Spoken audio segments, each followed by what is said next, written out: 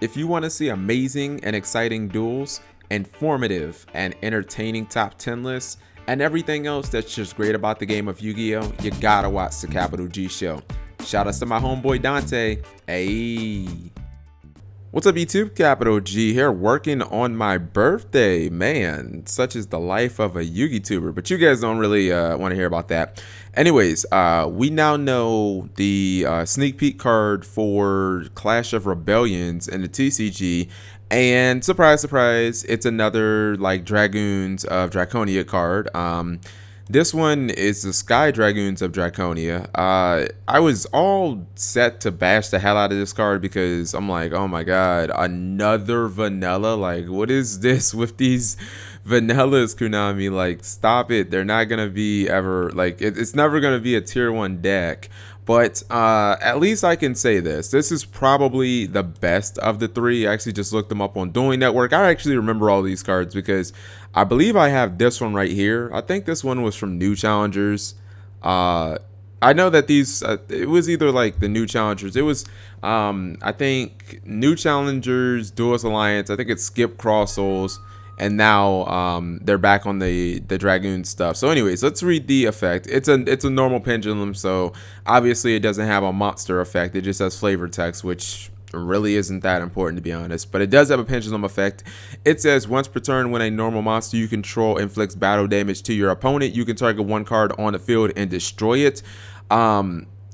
I think that that's the best of the three because the other two revolve around like stuff having to be destroyed in battle. I mean, your opponent doesn't always have a monster on board. You don't always have a monster on board. So like, I think just being able to potentially make advantage just by poking your opponent is good because then it makes them respect your pokes. Like if you're gonna summon, I don't know, a freaking Gene Warp Werewolf, you know what I mean? And your opponent has a Book of Moon and a Fiendish Chain, they kind of like have to burn the Book of Moon. Otherwise, you can attack and you can use Sky Dragoons and you could just say, all right, well, I'm going to try and blow up your Fiendish Chain. And then they just kind of lost a card for nothing. So this card is also searchable from Summoner's Art, which I'm not sure what the makeup of the deck would actually look like. But if you're running more than a couple, like if you're running more than just this, then I'm gonna guess you're gonna probably max out on Summoner Monks because this is level 5.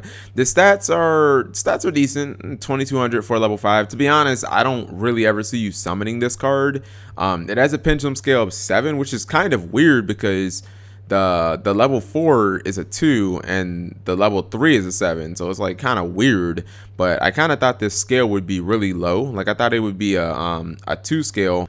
To be honest, this card still isn't really what I want out of a sneak peek promo card, but I guess I'll take it in comparison to the last two because I think this one is the best. I think that it's the easiest to get off as far as the effects. I really do wish Konami would go back to what they used to do, you know, when they were releasing like Grandmaster of the Six Samurai and Volcanic Rocket, like those cards as sneak previews, because it's like not only are you getting a new archetype, but then it's like your sneak peek card is support for that archetype, so it just makes sense. And those also were TCG exclusives, so it made sense because it made it a lot easier for everybody to get the archetype. You know, Grandmaster and Volcanic Rocket, if I'm not mistaken, like those are both secret rares in the set.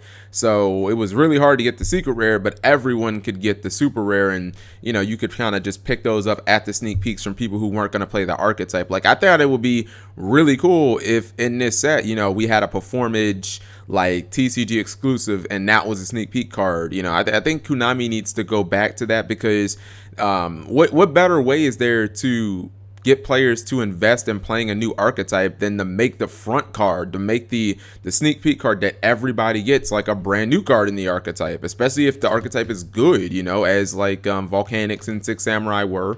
You can do the same thing with, you know, you could have done that with the Zephyra. That would have gotten more players excited about that. You could have done that with this set. You could have done it for Performages. You definitely could have done it for Red Eyes. I mean, let's be honest. A lot of people are loving that. So, I mean, hopefully they'll get back to that with Dimension of Chaos.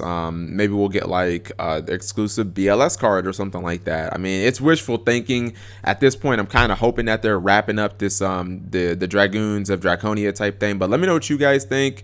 Again, this card it's the most useful of the three in my opinion, especially because it's searchable, but it's probably never going to see anything outside of casual play. Thank you guys for watching. As always, I'm probably going to do a birthday stream later tonight. I'm not 100% sure because my family wants to go out, and again, I might be playing Smash Brothers with my nephew, but if not, I'll definitely have a stream tomorrow, and I've got a very special video planned tomorrow. I was gonna post it today, but I didn't get a chance to finish editing it because I had some other stuff to do. But anyways, thank you guys for watching as always. Subscribing makes life happy.